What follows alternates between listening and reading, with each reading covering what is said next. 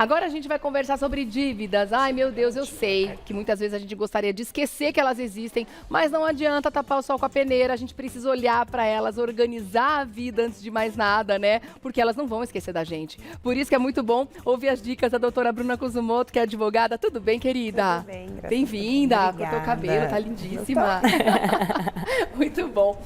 É o que eu falei, não adianta a gente querer esquecer, porque elas não vão desaparecer, né? As dívidas estão aí, a gente vai ser cobrado por isso. Por isso, quanto antes a gente se organizar para resolver essa questão, melhor. A gente pode partir, do princípio que organização é a palavra de ordem para resolver as dívidas? Para a vida, né? Organização em tudo. É a primeira coisa. Para resolver dívidas, a gente tem que ter organização financeira. Principalmente, eu sempre falo, saber o quanto ganha e principalmente saber quanto gasta. Porque tem muitas pessoas que praticamente sabem quanto ganha e não sabe quanto gasta, né? Não computa um cafezinho, não computa um chiclete. Ah, não, isso aqui é pouquinho, mas de pouquinho em pouquinho... O dinheiro acaba. Exatamente. Então, é organizar. Agora, quais são os principais tipos de dívidas que as pessoas costumam adquirir ao longo da vida? Tem um slide legal que montaram. Ah, vamos colocar? Até para a gente entender, principais tipos de dívidas. A primeira, que inclusive o brasileiro já tem aí uma tradição em querer ter vários cartões de crédito. Exatamente. Aí isso acaba como objetivo trazendo várias dívidas e várias faturas para pagar, né? Porque o cartão de crédito, os juros é muito alto porque ele te dá um pré-dinheiro, né? Ele te dá um pré-crédito. Então, por isso, os juros é muito alto. Só que é a forma mais prática que o brasileiro tem de realizar compras, se tiver apertado num mês, e conseguir parcelar futuramente. O grande problema é que as pessoas perdem o controle diante do tamanho do seu limite, do valor do seu limite, e acaba esquecendo que parcelou e que o mês que vem também vai parcelar e que também vai parcelar. E aí vira aquela bola de neve que todo mundo fala, virou bola de neve, agora acabou, não tem como pagar. E é nesse momento que a organização financeira é essencial. Então, as principais são cartão de crédito, como a gente viu aí, o cheque especial, que também tem esse limite pré-aprovado, com juro alto também, né? Altíssimo também. São os dois principais da população brasileira, que mais é cartão de crédito e cheque especial. O empréstimo pessoal, que é uma modalidade de crédito também, que ficou muito acessível para muita gente, né? Exato. Não é tão alto os juros, porém ficou muito acessível e as pessoas saem usando sem nenhum tipo de moderação. Além dos financiamentos dos impostos, como a gente viu aí, né? E o que a gente deve observar nesses contratos, por exemplo? Porque as pessoas entendem que fez um cartão de crédito novo ou fez tem uma conta no banco, que aquele dinheiro que já está pré-aprovado, ela entende como um dinheiro dela. Exato. E isso é um grande erro, né, doutora? Muito. Tanto é que saiu uma normativa do Banco Central já faz um tempinho que determinou-se que quando você vai olhar o seu extrato bancário, é necessário que você destaque. O valor que eu tenho é R$1.000 e o valor do limite disponível que seja separado, entendeu? Seja R$100. Tem que estar separado para não confundir as pessoas, porque muitas vezes as pessoas chegavam a falar com o seu gerente, não, mas eu não contratei cheque especial. Tá aqui, eu tinha R$1.100. Ah, não. Tá aqui, ó, R$100. Então, as pessoas acabavam confundindo. Então, por isso que é necessário também as pessoas terem consciência de quanto tem no banco e o que está dividido, o que é o cheque especial e o que não é. E eu dou uma dica, se você não tem controle financeiro, você pode cancelar o cheque especial. Você não precisa ter ele disponível na sua conta. Ah, e olha que dica importante, gente. Exatamente, justamente para você não perder esse controle na sua vida financeira. Que daí acabou o dinheiro, acabou. Exato, você não vai ficar contando com esse dinheiro extra. E aí fica juros em cima de juros. E é bola de neve, é dor de cabeça, insônia que a gente conhece. E os números mostram que a gente tem que olhar atentamente para esse assunto, né? Sem deixar ele de lado, né? Como eu disse, as dívidas vêm atrás da gente. O número de famílias brasileiras endividadas hoje é uma coisa impressionante, né, doutora? 77,7% das famílias estão endividadas. Maior índice de todos Histórico. Desde que começaram a contar quantas famílias brasileiras estão endividadas, a gente está no nosso pior momento agora. E com uma inflação em 2 dígitos. Quer dizer, se a gente não olhar para isso agora, o que vai acontecer no futuro, né, doutora? Esse é o grande medo que dá. Hoje, se você olha na rua, tem mais moradores de ruas. Eu não sei se você conseguiu perceber isso. Sim. E assim, cada esquina tem uma plaquinha, olha, preciso de comida. Me ajuda a pagar meu INSS, tô sem emprego, tenho tantos filhos. As mais variadas frases. E são pessoas que estão indo para as ruas por não ter condições de pagar suas contas. Não ter emprego. E qual que é o maior medo? É aumentar a violência. Sim. Então, assim, por que a gente sempre vem aqui falar de organização financeira e a necessidade? Justamente porque a gente sabe que a inflação está altíssima, tudo está muito caro e o nosso salário não aumenta conforme as coisas aumentam. Então, por isso que é necessário a gente ter esse controle financeiro de quanto a gente gasta e o quanto a gente recebe e, principalmente, ter consciência na hora de gastar no cartão de crédito ou utilizar o cheque especial. Enfim, o nosso dinheiro desvalorizando cada vez mais, então a gente precisa de ainda mais organização. Vamos dar essas dicas, então? Tem uma outra telinha que eu vou pedir para colocar aí para a gente ver, que são as dicas para se livrar das dívidas, né? Como um passo a passo, né, doutora Bruna? Isso é muito bom. Primeira coisa que a gente sempre tem que olhar, qual é o valor real da minha dívida? Então, vamos supor que eu fui lá no banco, peguei um empréstimo de R$5.000. E aí eu atrasei. E aí minha gerente liga e fala, olha, eu tenho aqui uma renegociação para você, maravilhosa, vem com juros que antes era 3%, tá 5% agora. Você fala, cabe R$1.000 no meu bolso, tá ótimo. Você não olhou tudo. Então, tomem muito cuidado. Analise qual é o valor original da dívida, analise qual é a taxa de juros e, principalmente, uma coisinha que quase ninguém lembra, o custo efetivo do contrato. Tá? Porque as pessoas, taxa de juros 1,5, mas aí o custo efetivo vai para 2. Vocês não olham isso. E aí ninguém entende o cálculo. Por isso que é muito importante vocês analisarem isso. Além disso, se vocês estão com dívidas, nunca aceite. Eu sempre falo, nunca aceite a primeira proposta de acordo. Por que eu falo isso, gente? Porque você está na emoção, você quer se livrar daquilo. Tudo que você age na emoção, você pode ter certeza que você se arrepende depois. E num primeiro momento pode parecer um ótimo negócio, mas quando pensa friamente, podem ter alternativas, né, doutora? Exato. Tanto é que uma das possibilidades que a gente sempre traz aqui no programa é a portabilidade. Por quê? O que é interessante? Pô, eu estou devendo para o Banco A e com juros de 3%. Talvez eu vá no banco vizinho e falo, quanto tem o juro aí? Você compra a minha dívida? O cara, não, eu compro. Vem aqui, eu compro e coloco um juros menor. Pô, resolveu sua vida.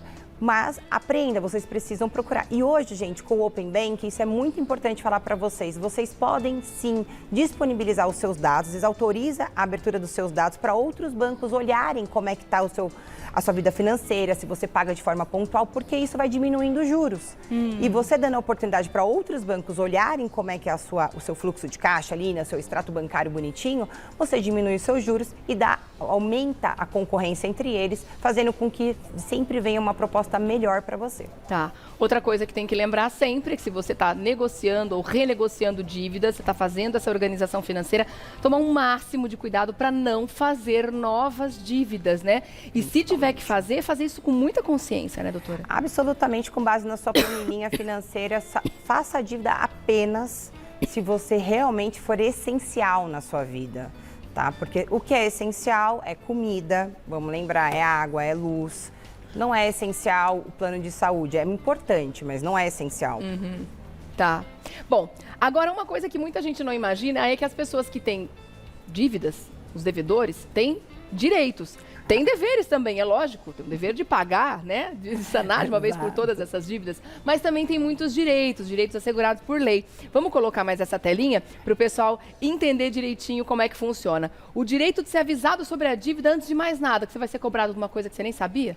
Então, mas esse é um ponto muito importante que ainda as pessoas falam, mas por que eu tenho que avisar a pessoa que ela está devendo? Eu acho que ela não sabe. Ela devia saber. Não é? Eu sempre escuto isso. E eu vou te dar uma dica, assim, básica. Às vezes você recebe uma fatura de um empréstimo que você nem pegou, alguém se passou por você.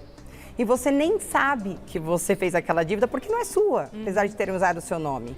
Então, às vezes você esqueceu de pagar. Às vezes você mudou de endereço e não atualizou os dados. Então, é por isso que é importante avisar. Por quê? Entrar em contato com esse devedor. O custo de você entrar com uma ação de execução é muito alto. Então, às vezes você avisa a pessoa e fala, poxa, desculpa, eu vou pagar.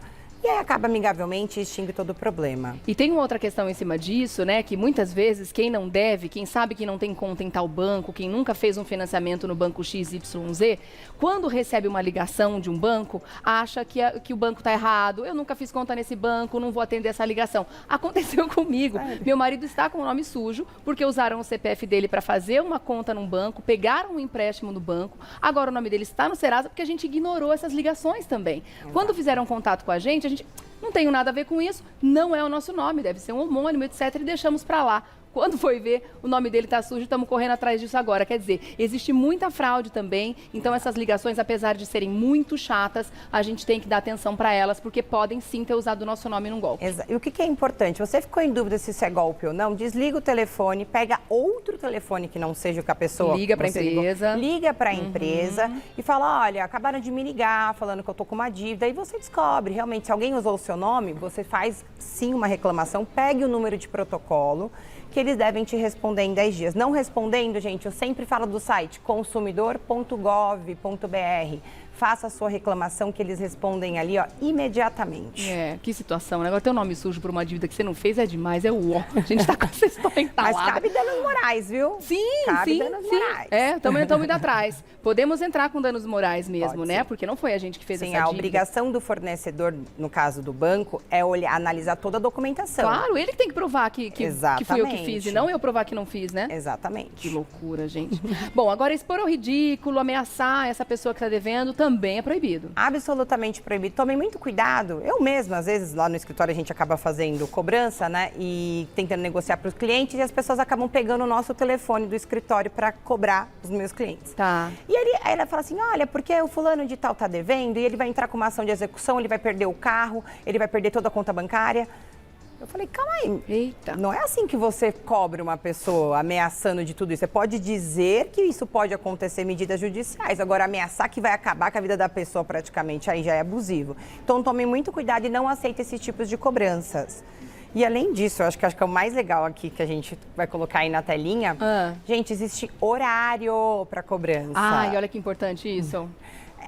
Porque assim, não é às 10 horas da noite que alguém vai me cobrar, nem às 6 da manhã. Existe horário, sim. Porque, gente, vou te falar uma coisa que quase ninguém lembra. Não é todo mundo que deve que quer estar devendo, não é isso. Tem muita gente honesta no mundo que, infelizmente, está endividado pela situação que cada um tem. Então, as pessoas têm que ter respeito também, porque um devedor ele também tem a dignidade e o respeito. Ele sempre está tentando ajudar, negociar e pagar e organizar a vida dele. Então, não pode ser cobrado dentro... Aliás, só pode ser cobrada dentro das 8 da manhã às 8 da noite aqui em São Paulo. Em São Paulo até às 8. Fora de São Paulo é horário comercial, mas aqui em São Paulo é nesse horário e de sábado eles podem cobrar até às 2 da tarde. Por que será que o pessoal assume que em São Paulo a gente não tem vida, né? O paulistano sempre é uma coruja, né? Vai até mais tarde, acorda mais cedo, porque é trânsito, é tudo. Que loucura isso, gente. Paulista. Muito bom. Agora, tem também essa questão da ligação para os terceiros, né? Que isso acaba acontecendo. Eu já recebi ligações assim de funcionário, né? Que funcionário ficou devendo, a empresa de cobrança ligou para mim. A sua funcionária. Muitas vezes de parente, né? Tem empresas que quando você vai fazer um crediário, ele pede o telefone de um terceiro. Uma referência. É uma referência. Só que essa referência não é para saber se a pessoa é uma boa pagadora. Não. A referência é que se eu não conseguir falar com você, eu vou cobrar o terceiro. Eles vão encher a paciência da referência. E isso é absolutamente abusivo, vexatório e deve sim entrar com uma ação, tá, de danos morais, porque isso não se faz. Então, muitas vezes, assim, mas você não é o João, mas por que te falar com a tua mãe mesmo? Você é a mãe de fulano? Então, ó, eu tô te contando tudo. E já teve até casos engraçados de contar pra mulher a dívida que ele fez com a amante no escritório. Ai, meu pai amado! Gente, tem de tudo. Caramba, que situação! Agora, a juro abusivo a gente já falou aqui, né? Agora, a empresa tem algum direito de não querer renegociar aquela dívida? Gente, o direito a empresa tem. Porém, o que é aconselhável para todos os bancos ou qualquer empresa? É melhor você receber a proposta do que o devedor está querendo te fazer, analisar e fazer uma contraproposta do que não receber. Por quê? Isso daqui é padrão em todas as empresas, porque é muito mais caro e demorado você entrar no judiciário. Sim. Então, assim, não é que ela não deve, ela simplesmente não é aconselhável. Não ela é bom pode pra não ela. aceitar. Sim. Né? Ela pode falar, não, essa aqui eu não consigo pagar, mas essa daqui eu posso te oferecer essa proposta de pagamento. Porque não é favorável para o próprio fornecedor não receber. Caro, né? Demorado. Perguntas da galera de casa chegando para você. A Fabiane Riso, eu devo esperar a financeira entrar em contato ou devo ligar pedindo a renegociação? Vamos lá, se você já está em dívida, por que é muito importante? As pessoas sempre falam assim, doutor, eu queria negociar, mas eu não estou devendo. Nenhum banco negocia sem você estar devendo. Então, tome muito cuidado. Agora, se você já está devendo, eu sempre falo que é mais prático você ligar para eles e pedir uma renegociação, porque eles só vão ligar para você daqui 3 meses. É a hora de fazer uma busca e apreensão do seu veículo, por exemplo. Então é mais prático você ligar agora. Liga e fala a sua situação, conta, explica o que está acontecendo, liga para sua gerente também, pede ajuda dela e faça toda essa renegociação com eles antes mesmo deles entrarem em contato com você. Tá. Ainda falando nos direitos da pessoa que tem dívida, a gente tem também ajudas gratuitas, né, para essas pessoas também. Temos o Procon. Gente, o Procon vive fazendo feirão, chamando as outras empresas para ajudar, com advogados ali dentro mesmo, para orientar as pessoas. Então, é legal isso também. Existe a Defensoria Pública para quem não consegue pagar advogado, e eles também têm esse auxílio. E existem os próprios advogados particulares, tá? Que podem orientar vocês também a ler um contrato, porque eu sempre brinco, às vezes todo mundo sabe ler, o difícil é saber entender o que está escrito naquelas cláusulazinhas ali. Interpretar aquilo tudo, né? Exatamente. Por isso um advogado é sempre muito bom, alguém consiga traduzir tudo isso pra gente. Minha linda, dou um recadinho e já volto. Tá bom? E a gente continua esse papo que tá ótimo. Inclusive, você tendo dúvidas, manda @Revista da Cidade TV, tem um postzinho especial pra você lá no nosso Instagram, tá bom? Vamos continuar aqui o nosso papo sobre dívidas. E eu acho que um dos grandes vilões, como a gente colocou logo no começo da conversa, é o cartão de crédito. Para essas pessoas que têm mais de um cartão, que estão já com dívidas nesses cartões, porque ficar sem cartão realmente é muito difícil, né? Agora, uma primeira dica que você poderia dar é cancelar esse número exagerado de cartões e concentrar as contas em um só, para se organizar melhor? Para a organização é a melhor coisa. A dificuldade que todo mundo vai reportar para a gente aí no Instagram, por exemplo, é que quando você liga para cancelar e você está devendo, a operadora não quer cancelar o seu cartão. Mas ela é obrigada. Mas isso não quer dizer que ela está cancelando a sua dívida, tá? Então tomem cuidado com isso. O que eu acho que é interessante? Vocês analisarem os cartões de crédito, olhar qual é a dívida e muitas vezes, gente, é mais econômico você pegar um empréstimo pessoal que os juros é menor do que você parcelar a fatura do cartão de crédito, tá? Por causa dos juros. Então, às vezes, é melhor você pegar um empréstimo pessoal com juros de 1,5% do que você pagar uns juros a 14% e parcelar isso. Então, é uma dicasinha que eu dou. E depois disso, cancela todos os seus cartões de crédito até você conseguir respirar. Porque não adianta nada a gente falar de organização se você continua devendo e gastando mais. Você não vai conseguir se organizar nunca. É verdade. Ó, tem aqui uma consultoria, a gente pode dizer assim, que a Sueli está aqui dizendo da realidade dela e pedindo um conselho para você. Ela é aposentada, ela mora sozinha. Ela diz que já reestruturou todos os gastos, olha, fez a lição de casa, muito bem, viu, Sueli? Parabéns. Mas mesmo assim, ela não está conseguindo pagar o apartamento dela. Ela não sabe se vende, quita o apartamento ou aplica o dinheiro e aluga um para morar. Ou tenta obter um crédito com garantia de imóvel financiado. O que ela poderia fazer? Olha, o crédito, a alienação fiduciária, ao qual o imóvel geralmente é a garantia, é muito mais barato os juros, tá? Então, assim, talvez seja uma opção. O que eu acho que você tem que colocar na sua mente? Você está aposentada, você tem filhos, você tem uma casa hoje, você quer deixar essa casa para os seus filhos. Você tem que colocar todo esse pensamento num papel. Eu sempre falo que quando eu quero pensar em estratégia, eu coloco todas as possibilidades num papel. Por quê? Porque eu consigo enxergar de forma macro. Então, se eu quiser morar e deixar isso para meu filho, eu faço uma alienação fiduciária. Eu olho aquilo e falo, não, esse juros está ok. Ou se eu quiser quitar, se eu tiver dinheiro para quitar, que nem foi uma possibilidade, é muito mais econômico. Por quê? Porque você vai abater todo o valor dos juros do que está lá no financiamento do seu imóvel. Tá. Não tenha juros, é mais econômico. Porém, a decisão realmente depende muito de como está a sua vida financeira. Eu não consigo te dar precisamente uma orientação. Tá, mas ela está num bom caminho, né? Tá no perfeito caminho. Está se organizando, está vendo quais são as opções. Sim. Legal, boa. Obrigada, viu, por compartilhar com a gente. O Alexandre quer saber o seguinte, existe alguma regra para usar a Defensoria Pública? Existe. Para você utilizar a Defensoria Pública, você precisa ganhar 3 salários mínimos, até 3 salários mínimos, tá? Infelizmente, tem pessoas que falam, mas a minha mulher ganha 6, eu ganho 3 e aí não dá. Porque, gente, a Defensoria Pública realmente é focado para ajudar as pessoas que não têm condições de pagar um advogado particular. Tá. Então, é exatamente por isso. Mas, dependendo da sua ação, se for até 20 salários mínimos, você não precisa de advogado e pode entrar no juizado especial.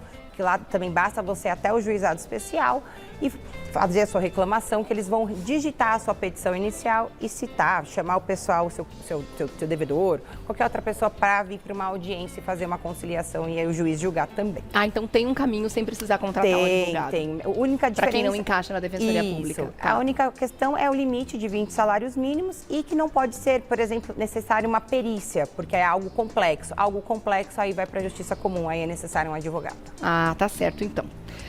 A Maria de Lourdes está dizendo aqui, ó, entrei em um golpe. Ah, é mesmo? Não dá tempo mais nada, gente. Vai fazer mais uma pergunta aqui. Diz que entrou num golpe e usaram o limite do cartão de crédito dela. O que ela faz, hein? Gente, liga no cartão, informa que foi golpe, faça um boletim de ocorrência. Caso não resolva isso e o cartão não devolva seu dinheiro ou cancele a sua dívida, procure um advogado e ingresse com uma ação que facilmente você será ressarcido. Porque tem direitos. Tem. Claro. E tem que fazer valer. Doutora Bruna, obrigada mais uma vez. Sempre tão bom o nosso papo. Também, e o pessoal obrigada. em casa precisando tanto dessas orientações, né? Então volte logo, por favor, pra gente conversar sobre isso. A gente sempre aprende muito, viu? Então, para você fazer contato lá no Insta, @Kuzumoto Advogados, com K, tá bom? @Kuzumoto Advogados. Muito, muito obrigada. Eu que agradeço. Um beijo, uma ótima tarde para você, viu, lindona? Até a próxima.